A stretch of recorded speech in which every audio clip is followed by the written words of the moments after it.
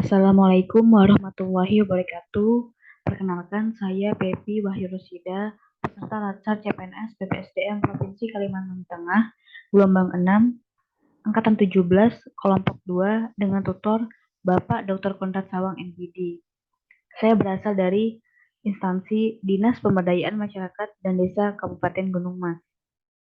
Baiklah, melalui video kali ini saya akan memaparkan dan mempresentasikan rangkuman singkat dari agenda 1 dengan tema sikap perilaku bela negara. Adapun dalam agenda 1 ini tertuang 3 materi, yaitu pertama adalah wawasan kebangsaan dan nilai bela negara, kedua adalah isu kontemporer, yang ketiga adalah kesiapsiagaan bela negara. Berkaitan dengan wawasan kebangsaan dan nilai bela negara, apa yang dimaksud dengan wawasan kebangsaan? Wawasan kebangsaan, saya mengutip pernyataan dari Profesor Muladi, Gubernur Lemhanas RI. Beliau menyatakan bahwa wawasan kebangsaan itu adalah cara pandang bangsa Indonesia mengenai diri dan lingkungannya dengan mengutamakan kesatuan dan persatuan wilayah dalam penyelenggaraan kehidupan bermasyarakat, berbangsa, dan juga bernegara. Wawasan kebangsaan bertujuan untuk memberikan pemahaman kepada kita mengenai jati diri dan identitas bangsa yang mengacu kepada Undang-Undang Republik Indonesia Nomor 24 Tahun 2009 tentang uh, bendera, bahasa, lambang negara, dan juga kebangsaan.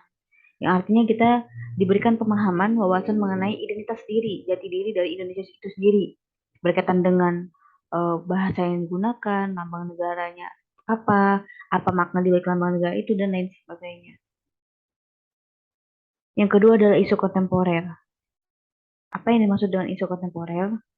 Isu kontemporer adalah isu yang modern, yang eksis, dan masih terus berlangsung sampai sekarang, atau segala hal yang berkaitan dengan saat ini, yang dapat menjadi pemicu munculnya perubahan lingkungan strategis dan berdampak terhadap kinerja birokrasi itu secara umum, dan pada pelaksanaan tugas jabatan PNS sebagai pelayan masyarakat secara khususnya. Artinya, isu strategis itu adalah isu ataupun permasalahan yang muncul yang memiliki dampak terhadap kinerja birokrasi dan juga terhadap pelaksanaan tugas jabatan PNS itu sendiri. Apa saja yang termasuk dalam isu kontemporer? Ada 5 isu kontemporer yang sering terjadi bahkan melibatkan ASN ataupun PNS ataupun juga pegawai negara lainnya, aparatur lainnya. Pertama adalah korupsi, kedua narkoba, ketiga terorisme, keempat money laundering, dan kelima adalah proxy war. Yang paling sering dihadapi, permasalahan yang paling sering dihadapi adalah nomor 1, yaitu korupsi.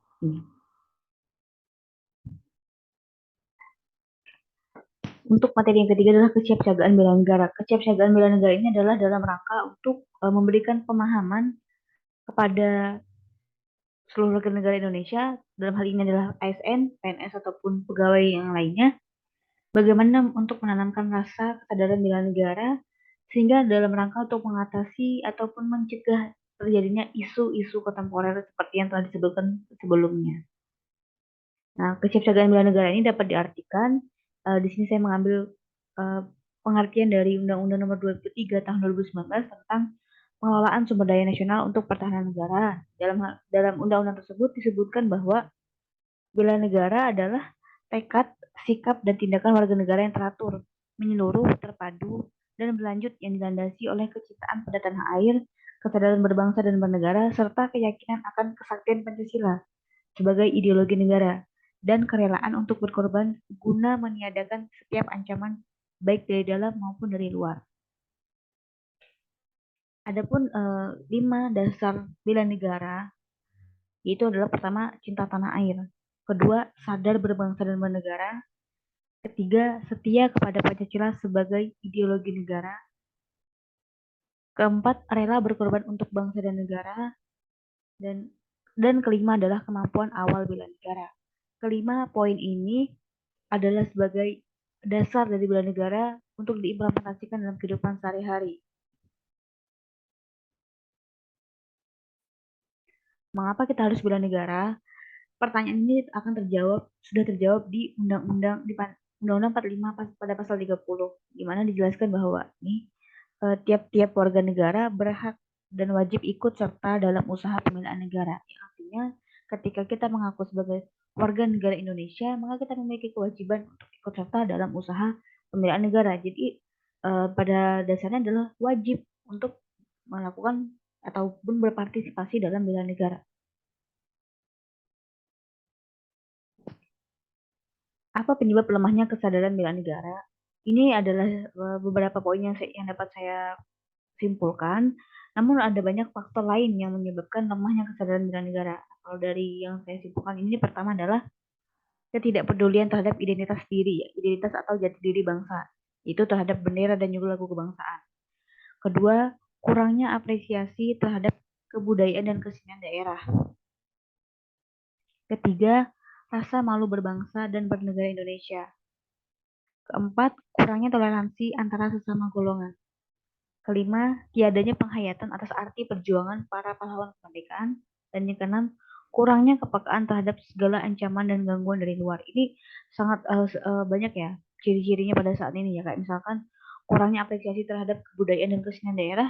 Seperti kita tahu ketika adanya pagelaran seperti mengenai budaya-budaya daerah itu yang berpartisipasi ataupun yang mengapresiasi sangat sedikit.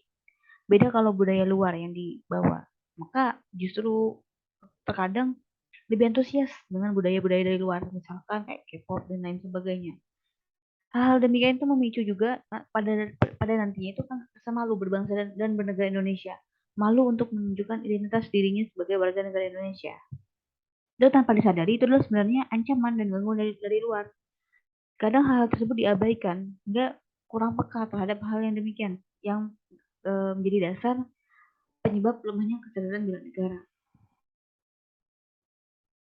Ketika kita dituntut untuk melakukan bela negara ataupun berpartisipasi dalam implementasi kesadaran bela negara, apa sih manfaat bela negara yang bisa kita dapatkan? Yang pertama itu adalah membentuk sikap disiplin waktu, aktivitas dan kegiatan lain. Kedua, membentuk jiwa kebersamaan dan solidaritas antar sesama rekan seperjuangan. Ketiga, melatih jiwa leadership dalam memimpin diri sendiri maupun kelompok. Keempat, menanamkan rasa kecintaan pada bangsa dan patriotisme sesuai dengan kemampuan diri. Yang artinya ketika kita melaksanakan bela negara itu bukan semata-mata hanya untuk negara, tapi juga untuk membentuk sikap perilaku kita sebagai seorang warga negara Indonesia yang baik dan benar.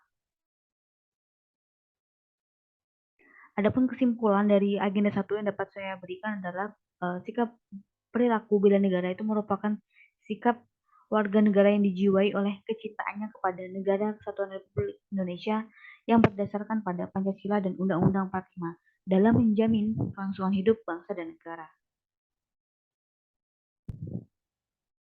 Demikian yang dapat saya sampaikan. Terima kasih atas perhatiannya. Saya akhiri. Wassalamualaikum warahmatullahi wabarakatuh.